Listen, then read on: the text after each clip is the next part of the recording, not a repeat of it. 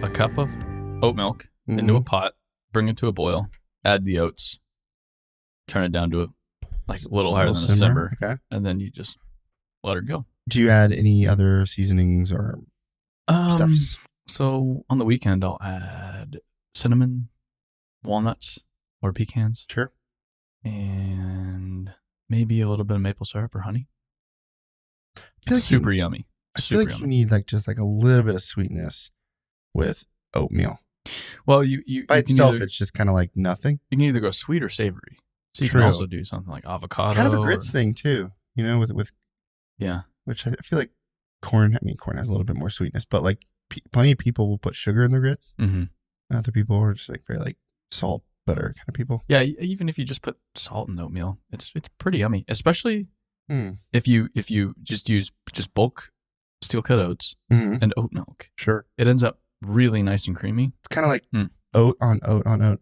That's interesting to me, and now I might be going to buy oat milk for this exact thing. It is the way to go. Okay, by far. Got it. Yeah, or at least I think so. My kids are obsessed with what's essentially an oatmeal cake. I don't partake because it legit is like a cupcake with oatmeal. Mm-hmm. They call it an oatmeal muffin. I'm not really sure what it would really be called. So all these food companies, they pull a fast one by putting things like oatmeal or quinoa into things, and they call it like a quinoa power bite. But then you look at the ingredients, you're like, oh, okay, it's a candy bar.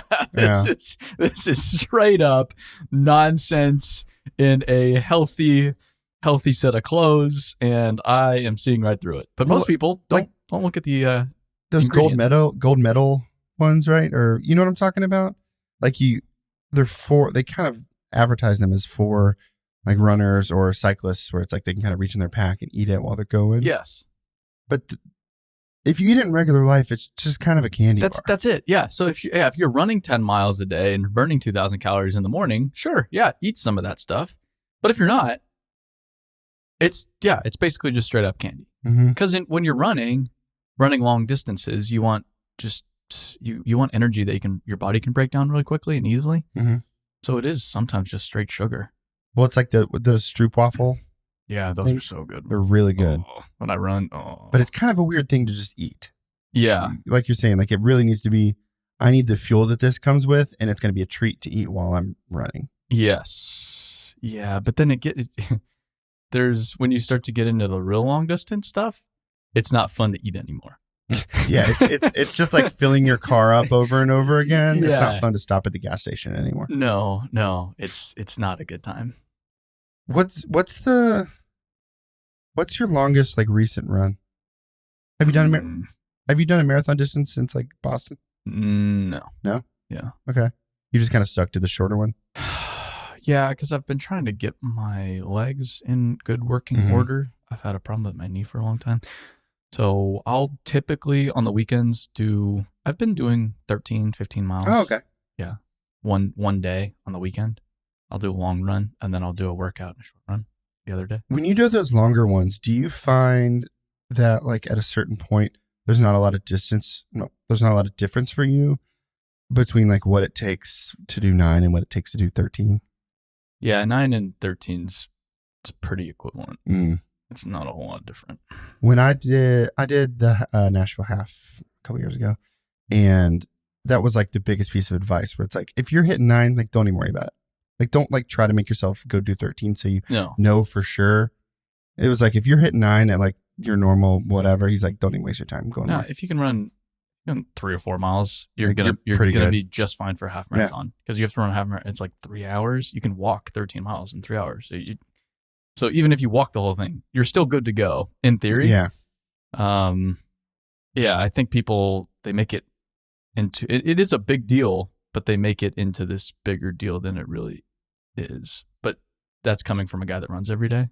So my perspective's a little flawed. Well, if you ran 0 times in a year, a half marathon would look really big. Really big. Yes. Yeah, but I think people discount what their bodies are really capable of. So unless you're super unhealthy, your body's still pretty capable Mm-hmm. at the end of the day, but they've never really pushed themselves physically before, so they just don't know where it's at. Well, they But don't really understand the degrees of that. Yeah. But once you do a marathon, you're like, okay, cool. So then the next marathon, you're like, well, I've done this before. I kind of know what it feels like. Yeah, and it's going to be a little uncomfortable, but okay, we know we can do this, so great.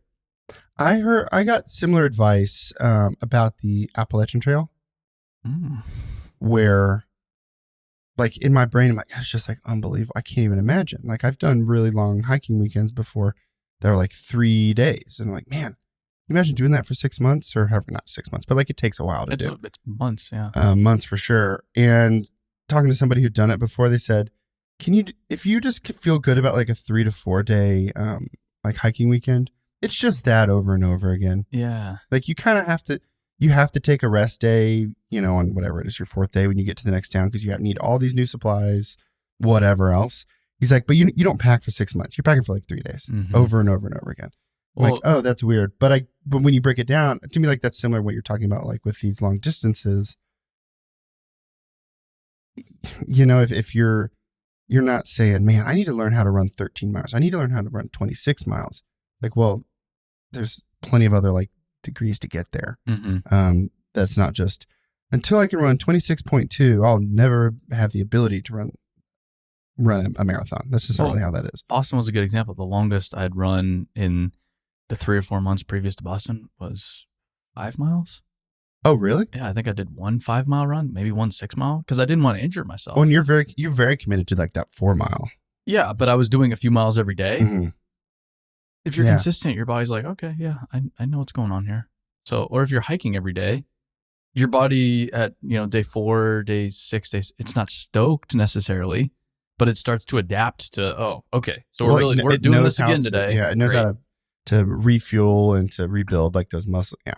Yeah, we're just in such a sedentary lifestyle in 2022 that we forget that we're walking around a super capable machine.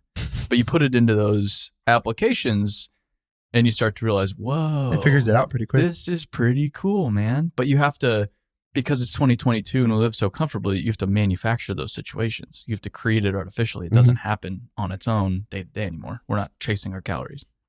Well, yeah, it's like the people who say every year, I'm going to do something crazy, and like they swim from Alcatraz back to the shore, or like just this kind of crazy thing. Yeah, there's no reason to do it, but if you want to put pedal to the metal for a little bit, it's pretty good. Yeah, that's why I like to have one thing on the calendar. 2, like I had 2 this year. 1 every 6 months. That's pretty spooky, because it keeps you sharp, and then it puts you into a place. It's like, whoa, I actually did that.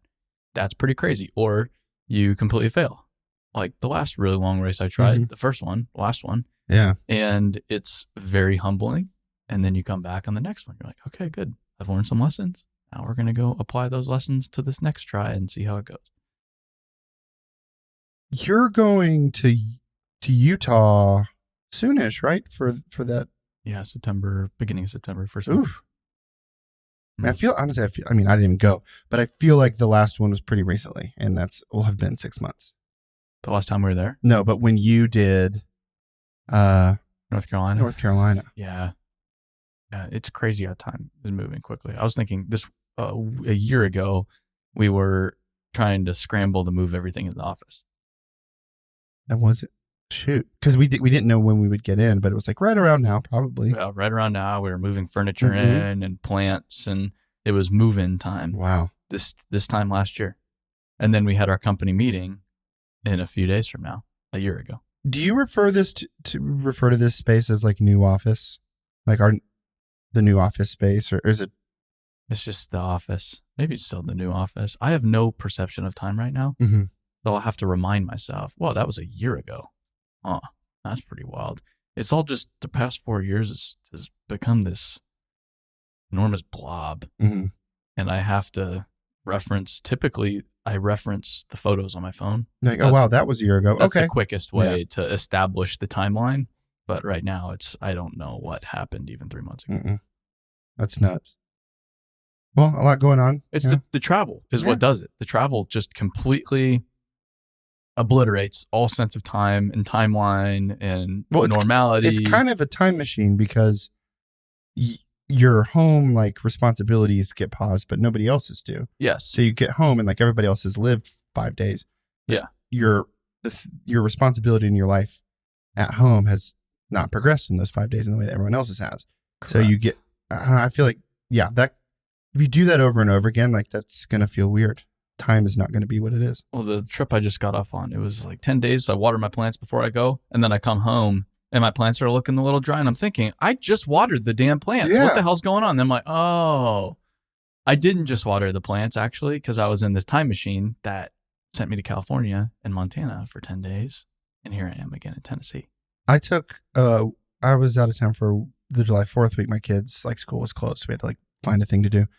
And even though I was mostly off, I still, when I came back, was like, why did so much shit happen? Mm-hmm. It's like, no, it was just a normal week. But because I'm not like feeling each thing at the time it happens and like processing it to where it goes, all of a sudden it's like, where did all this stuff come from? Mm-hmm. But it's just, how it works. Yeah, I'm to the point. I need a week. I need a week to chill. You've got one coming up, right?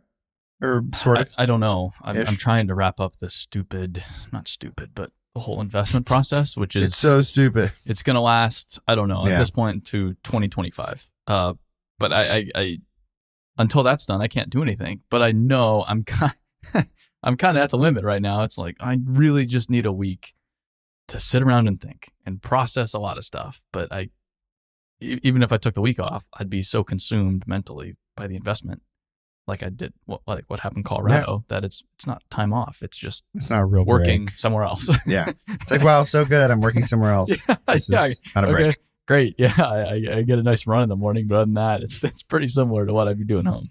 When you're talking about like taking that break, it made me think. So I went to the Nashville Soccer Club game yesterday at the new stadium. Oh, wow. It's gorgeous, by the way. Yeah. It is very, very cool. And they were losing like in the last, couple minutes or whatever. And they pulled who is one of their best players. Mm-hmm. Though if they scored another goal, it'd be tied. And I was thinking about just like all of the metaphors and analogies that can be drawn from like pulling your best guy because he's like, he doesn't have the legs anymore. And so I think that I kind of think about that sometimes for you, where it's like, obviously you lead this organization and there's like a lot of these things on your shoulders, but like at some point there's diminishing returns for you with your like attention on all the things you have your attention on, that like at some point you have to refuel that. Kind of. Yes. But also I think there's a lot of misconceptions to taking breaks and resting and all of that. Like you can't just obliterate yourself physically. Like you can't just sleep. I can't sleep 3 hours a night.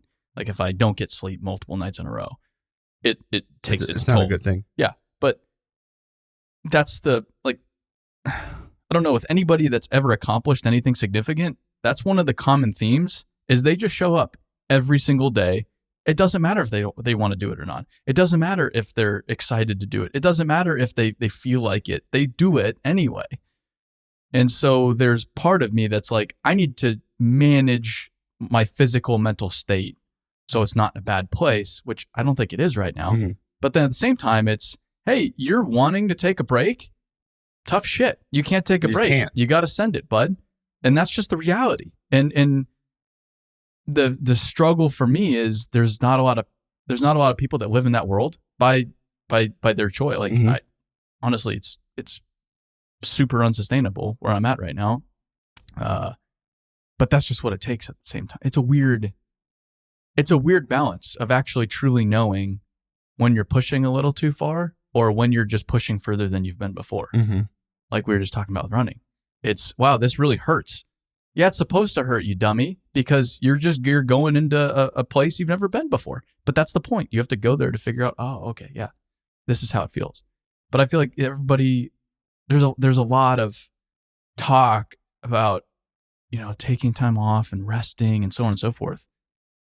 But I don't hear that from the people that have done incredible things. Yeah. And so that's just the constant bouncing back and forth in my head of, do I need to chill right now, or am I just being a little bitch? Do I need to keep going? Sure. I do. I like that point. I think what is interesting though is you are like making, I don't want to call it micro rest, but to me, I think it's about like whatever you're doing there has to be something in your life that is restorative to you, because like you can't just pour out until forever. Something has to be filling that tank back up. Yes. And so like, I think why a lot of it, like you say, it's not sustainable. Like it's true, but it's also a choice you're making right now that is not a choice you would make 100% of the time for the rest of your life. Yeah, but people project their work situation onto me. A lot of times I've realized doing what I do, working, isn't draining for me. Well, and I think that's what I'm trying to say. Yeah, it doesn't sap me like it does everybody else. So everybody else has to go spend their Saturday and Sunday taking a break from their life Monday through Friday. And it's like, I don't, that's not how it is for me. It's exhausting, but I am barking up the exact right tree I'm supposed to be barking up. Mm-hmm. So I don't need to escape from this. But it just, I don't know. I don't know how to really explain it. It's a weird deal. Well, but I think that's, you're speaking into my point of, even if, like you're saying, there's just not an opportunity to quote unquote rest right now. The things that you're doing are not only not like wringing you out too much, but you also get like restorative energy from, spending so much time in the field and like meeting who you're meeting. Those are not things that those are not negative activities for you. No, you're getting sustaining things from those. Yeah, we DC excavation last week. I sit out in the skid steer.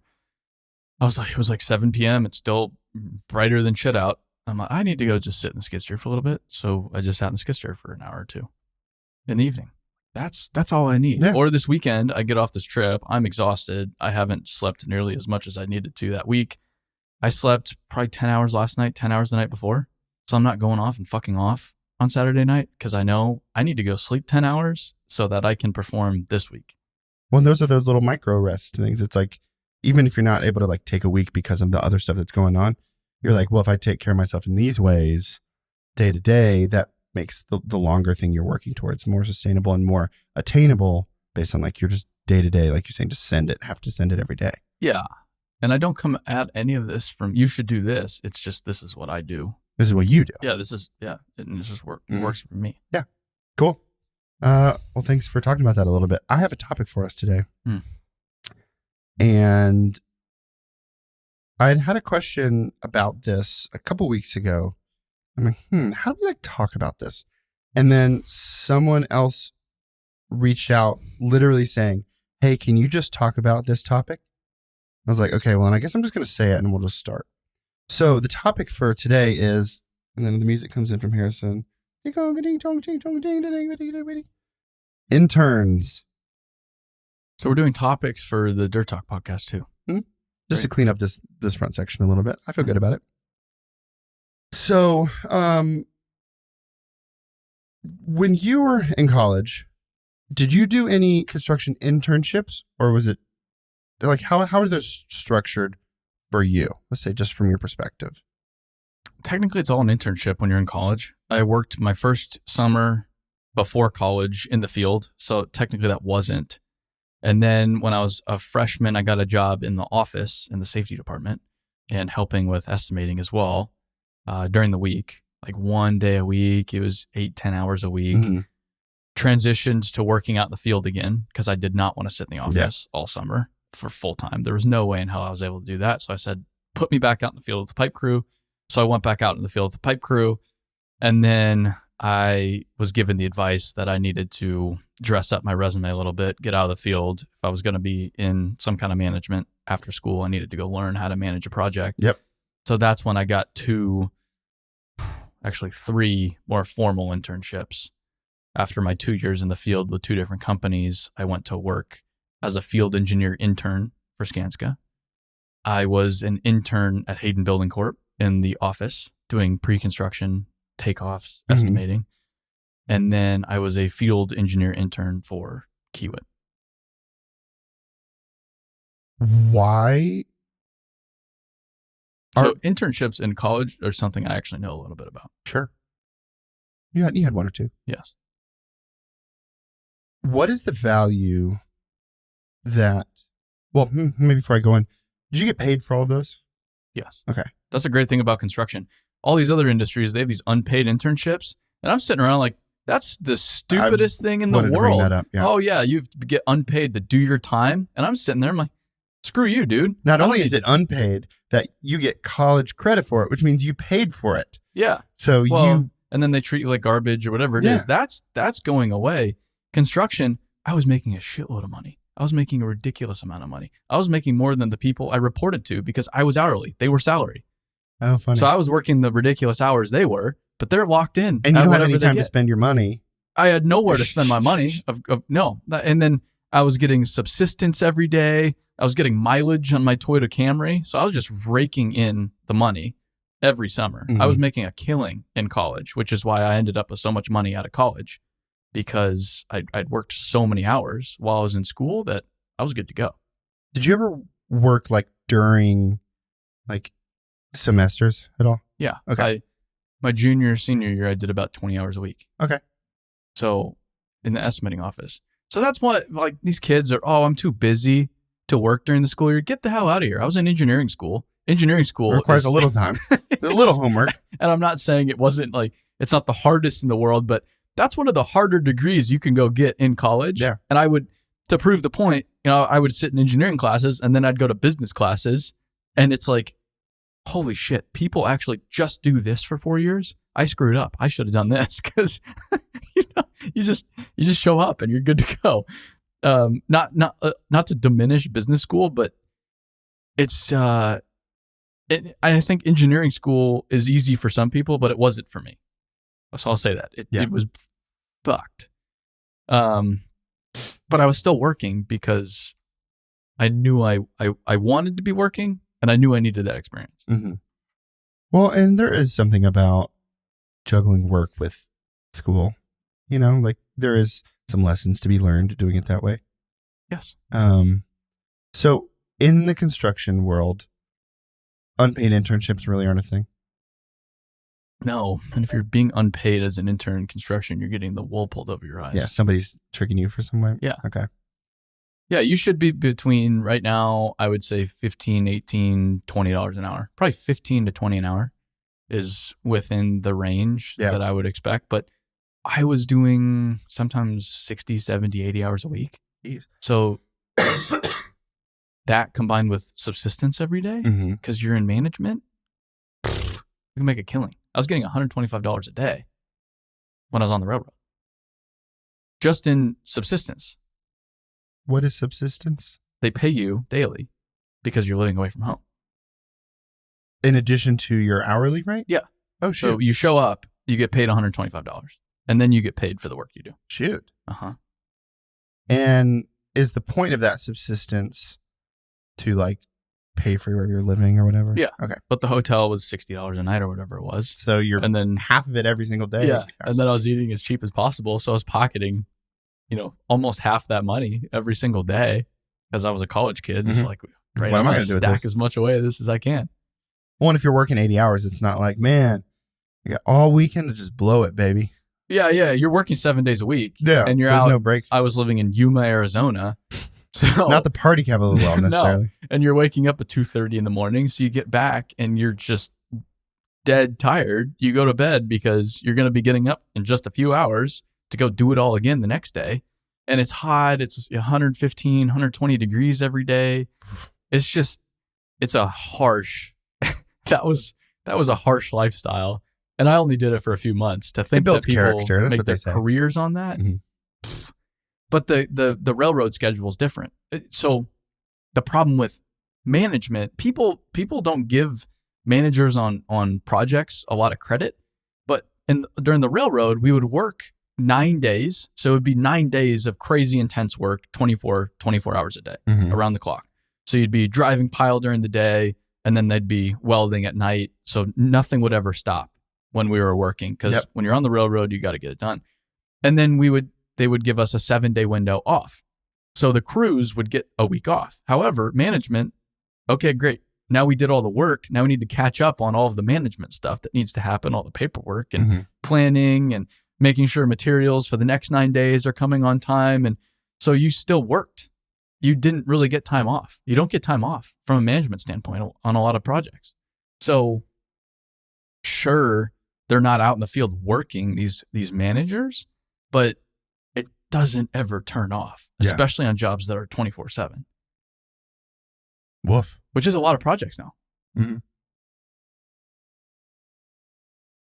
Or even if they're home, but somebody's working Saturday and Sunday, you're not completely present. You're still thinking about work. You're kind of on You're call still in your getting brain. phone calls. Yeah, something's probably going wrong that you're getting notified about and you're worried about. It's a gnarly lifestyle. And the managers, from an hourly standpoint, if you broke down, like if you go to work for one of the big companies, if you broke down what they make hourly, it's not that good money until you start to get a few years into it. Mm-hmm.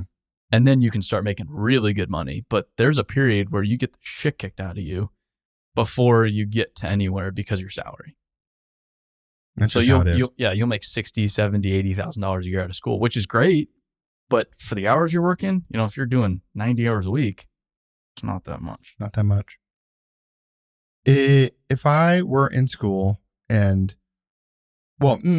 before we get to that, what value are like companies getting out of an intern? Is it just cheap labor, or they're basically, the value is they're building their pipeline for management typically. Got it. Okay. So all the interns, they're either going to go one of two pathways. They're either going to go basically like field engineer or project engineer. So field engineer is more like superintendent type route, whereas you're helping to manage the work.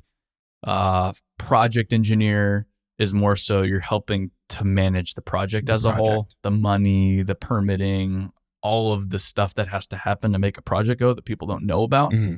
That's that pathway. Okay. Or you could just go into the office and you could go into estimating or whatever it is. Or you can cycle through all three of them. There's no real defined pathway.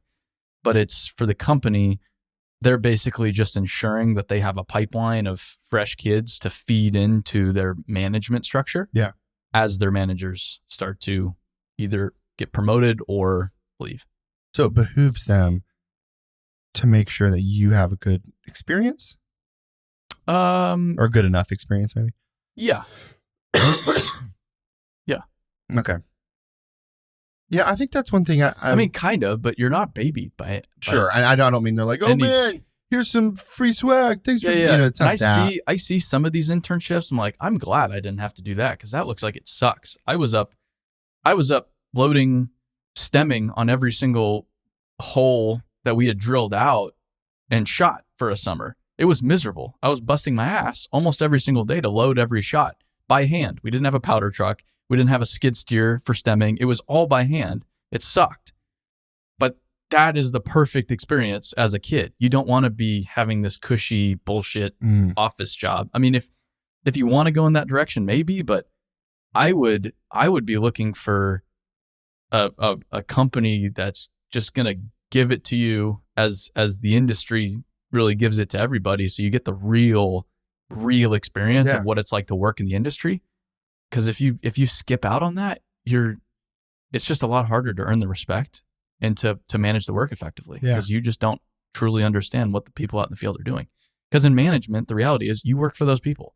You work for the laborers, you work for the operators, you work for the truck drivers, everybody out there. You're in service to those people. They're the ones, if you look at a bid, if you look at the line items, there's no management anywhere. There's an overhead line item and you're within that overhead, but everything that's actually making that company move is labor and operator cost codes, truck driving cost codes, labor cost codes. People out in the field are the ones making it happen. Yeah. To you, is there a difference between if you're looking for an internship as a college student or whatever, versus like if you're just looking to get into the industry? Is there a difference between like what you should be looking for, or is to you kind of the same thing? Just like try to connect with a company who like takes care of their people. Yeah, find a good company and then go to work for them. And that's like basically what You have nothing to lose. And I know it's the most important thing in your life at the time, but go try it out for 3 months. Wow, if they suck, that's why you get started early. Ideally, after freshman year, you're looking for an internship, because I believe you should be working every summer of college. Like summer in college is not the time to fuck off. Fuck off during the school year. There's plenty of that. Yeah. College, like summer, the problem with college is if you're getting a degree that everybody else is getting, you emerge from that program identical to everybody else, because GPA does not matter in construction. Honors does not matter in construction. And nobody cares about like that project you did in that one class. They don't give a shit. That's why I love construction. Construction, all they care about is what can you do for us? How hard are you willing to work? So you get out of that degree program on the exact same level as everybody else. So the only way to differentiate yourself truly is your summers. So if you throw your summers away, you are at the bottom of the barrel. You are the exact same as you're an average. Summers are your only opportunity, or working during the school year. That's the only opportunity to get ahead and to really emerge from school with something to offer the industry, which is going to springboard you into any kind of career you want. So, your first summer out of college, I would be looking for an internship anywhere you can, because it's going to be a little early. Yeah. But just get a job anywhere.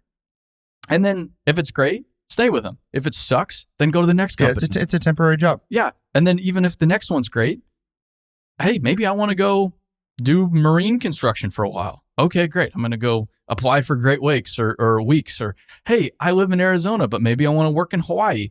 Okay, Hawaiian contractors. Oh, Goodfellow. I'm going to apply as an intern for Goodfellow's Hawaiian division so I can live in Hawaii for the summer. How fun is that? And then by the time you graduate, but well before graduation, by September, October, 6 months before you're graduating, you're going to know, okay, I've worked for these companies. This is what I want. Here's my job offer, because I have all of this experience. I have all this stuff to offer them. Offer letter signed. Now I can just hang out the rest of my senior year. Senioritis, baby. Yeah, I think. Just don't fail out. Yeah, your senior year. Now you just got to finish. Yeah, there you go. I think. I had a signed offer letter in September. Graduated in May. Oh, shit. Yeah, you're sort of just like, you're coming here at the end of this. I think what it has intrigued me about the way that both you have talked about, not just today, by the way, your experiences during your summers in college, you were very particular about, you worked for like large company, but you also worked for smaller companies and mid-size, that you kind of get to try out a handful of things with the expectation you'll never come back. That like, you're only going to be here for a certain amount of time. The other people know you're only going to be here for a certain amount of time. And maybe you'll come back and maybe you'll build a relationship. But also it's like, you're going to go back to school. You're going to go back into that thing. And so like you're saying, what, at worst, this is a 3-month job that you just, when you're done, you just kind of leave and be like, that was not for me. Yeah, but the best attitude you can have is you forget that. And you're just like, I'm just going to give this everything I got. Because that's the only way you earn everybody's respect. You have the freedom of like, I'm going to pour into this, like really, really like kind of give it hell. Yeah.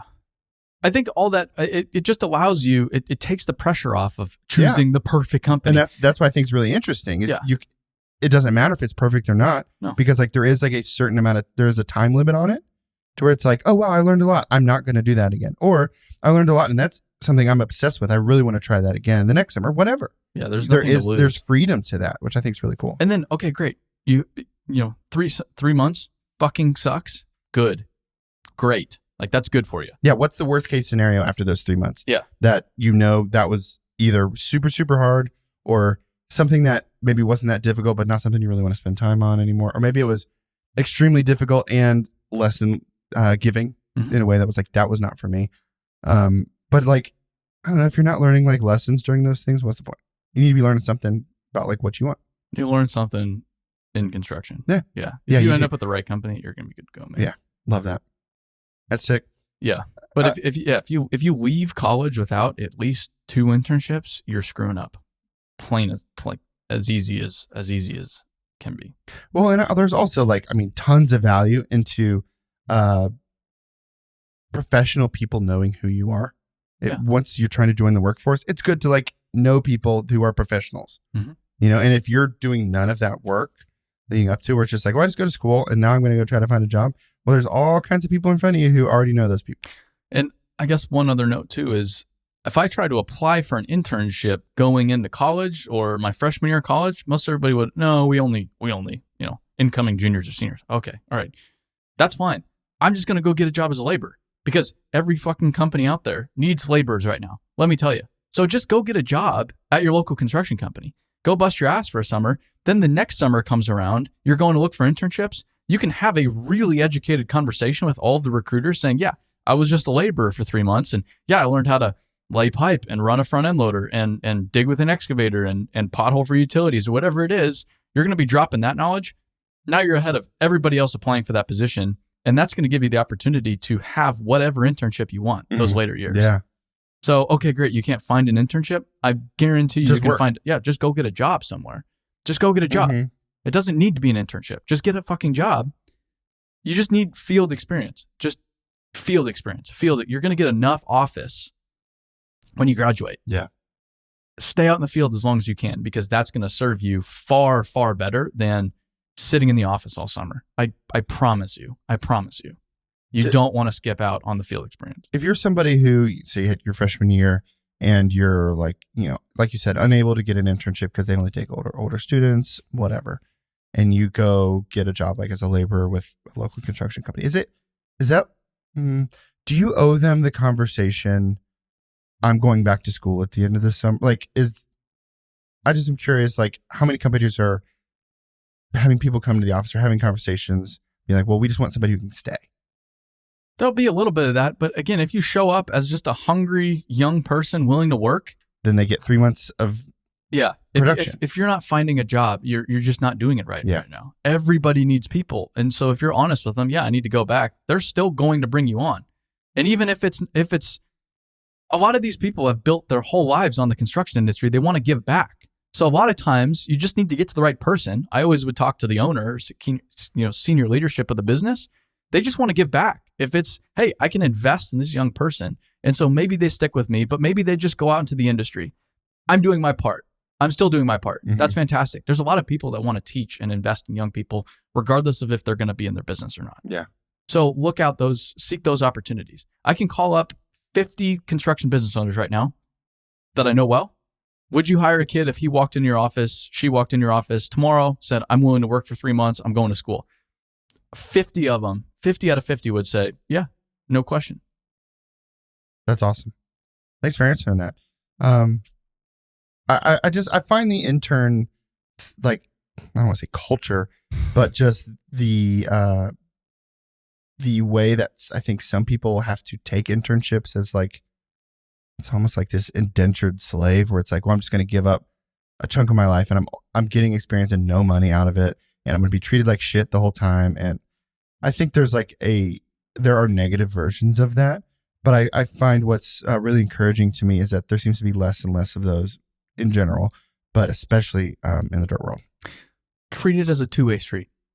All these kids, they're just like, I just need to give to the company and the company expects everything. Get as much as you can from the company. Get as much experience as you can. Get as many connections. Use the time wisely and do your best. Try to make that company the most money you possibly can. But take what you need if you earn it, assuming you earn it. Yeah. Take what you need. It should be a two-way transaction. So you leave at the end of the year. If you stay, great. If you don't, hey, I got a lot of great experience. I was hungry. I learned a lot. I talked to a lot of great people. I can go now and take that to the next chapter. That's fantastic too. But don't treat it as this one way. I just need to give. You can take too. And you should be taking. That's the point, is they get X, you get Y. It works out both ways for both parties. It's a win-win in theory. That's awesome. Thanks for talking about that. I appreciate it. That's interns, everybody. I got 2 questions for the Dirt Talk podcast. Let's go. Oh, still doing questions too. We got questions. Jeez. Oh, we're looking good. We'll probably cut out a little bit on the top. And maybe we could just do one question, actually. Yeah, maybe. That's fine. This is from Dale from Australia. Cool. It says, I'm reaching out as I recently purchased a small crushing company, which I was previously operations manager. What's your advice on company logos on equipment? I have this theory that I want to fly below the radar, so I don't have any company logos on my equipment right now. I'm scared of competition knowing where I'm working, as I'm not as established yet to compete with them. See, I would go in the complete opposite direction. I'd put logos on everything. I would brand everything very obnoxiously. Because the funny thing is, so Randy Blunt of Blunt Contracting, he painted his whole fleet gray, and he's well known for it. His company was bought by a company many times the size of his company, many times the size. And people were surprised about it because they thought they were much smaller than his company. From just painting his equipment gray. They don't have tons of equipment, but you see it everywhere because it's so noticeable. You're like, these guys are everywhere. It's hard. You don't just drive past a gray excavator and not register it. You always register it. You're like, oh, that's another Blunt site, but they don't have that. They're not enormous, but it makes them seem enormous. So it's almost the other way around. It somewhat messes with your competitors a little bit because it makes you seem like you're everywhere. I guarantee it. So I think that is one component of it makes you seem a lot bigger than you really are. And people don't need to believe that you're actually competitive. It's, you don't actually need to be, pound for pound. They just need to believe you're competitive. They just need to believe you're big. So that helps you basically get people thinking and talking. People, I think the next generation, they want to work for a good looking company with good looking branding. I want to be getting into a machine that's well branded, that's well represented. I'm probably going to take better care of that machine if it's looking good, if it's my company, my machine. I'm going to want to wear my company apparel. I'm going to want to rep the company that I work for. I'm proud of that. I'm going to want to drive home a company truck because, hey, I work for this company and I'm pretty stoked about it. And then all your competitors, as your guys are driving home in their pickup trucks, they're seeing, damn, these guys are everywhere, but you're not. So I understand the logic to not branding stuff, but I think it's a huge error in today's world to not brand things. Huge error. And if I had a construction company, if I had just bought a crushing company, that would be one of my first things. I would be branding everything very obnoxiously so that everybody's like, they just can't miss you. Can't miss you. Yeah, I think, like you're saying, a lot of machinery can kind of run together in your head if, just as you're driving down the road, like you just see a lot of just CAD equipment or whatever. But if they're, like you're saying, if it's gray, you catalog that differently in your brain. And so when I read this question, I have a lot less juice to answer, but like all I can think of is put that logo on everything. Yeah. Like, be more visible. And okay, a customer hires you. You show up with really good looking equipment that's just badass. They're going to be feeling good. They're going to be great. They must be serious. Yeah, I hired the right contractor. Man, these guys are a big deal. And then that's just representative of your work. If you put that much time and energy and detail into caring for your image, you're going to care for your work as well. And that sets the tone for not just your customers, but your people. Like I said, it's just wins all the way around. Every time I've seen it done, it works out really well. It's not like this has never been done before. I go to Europe, which is a decade or two beyond everybody else, it seems like, especially Switzerland. Everything is branded. Everything is branded. Everything. Yep. Custom painted. Every machine is touched in some way. It's like a culture over there. It's a big deal. It's because it works. It's because there are so many benefits to it that they can't afford not to do it anymore. If they're ahead of everybody else, if everybody's doing it over there, there's probably some merit to it. That's awesome. I love custom painted equipment. It just looks awesome. It looks cool. And you don't even need to ask what job site is that. You go by an Eberhard job site. They have it's kind of like a seafoam green, like a teal, turquoise, and then a highlighter yellow. I don't have to say, what company is that? I just know, oh yeah, that's Eberhard.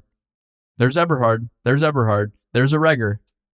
There's Implenia. Like I already know all of the companies in Europe, in Switzerland. I already know all their paint schemes. I just need to go by their job site. I don't even need to look at the sign. I can tell you what job site that is.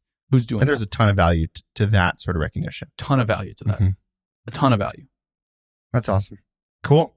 Well, Dale, there you go. That's exciting. I think that is it for the Monday Dirt Talk podcast. Excellent. We're there. Yeah, and the whole branding thing, it really annoys me. It's like you buy an excavator and Caterpillar, Komatsu, or Hitachi, whoever the hell it is, they all do this. They put their branding all over the damn thing. That'd be the first thing I'd do. Get all that shit off. I'm not advertising for you guys. This is my machine. I'm going to do whatever I want. No free ads. But you should be advertising your company. You should be putting your company name on there. Everybody knows a Cat 349, a Cat 349. I don't need it to say Cat on the side to know it's a 349. So let's put my company on there instead. Or it drives me nuts when you see the heavy equipment manufacturer, their logo, like front and center, huge lettering on the counterweight. And then the actual company that runs the machine, like a little bit on the bottom. It drives me nuts. Rip the damn sticker off. Put your name on the counterweight. That's a missed opportunity. Huge missed opportunity for people to know where you're working, for your customers to say, wow, these are good looking machines. I am super stoked to have this company on my job site. For your operator getting into that machine every day, man, this machine looks so good. I'm going to take extra care of it. I'm going to take pride in what I do. It's not just nonsense. All these people think it's just nonsense. Everybody's so fixated on production and cost and labor hours, whatever it is. They're missing where the world is going. This is part of where the world is going. Yeah. Amen, brother. That's it. Brother. Cool. Well, that is the Dirt Talk podcast, Monday edition. Great.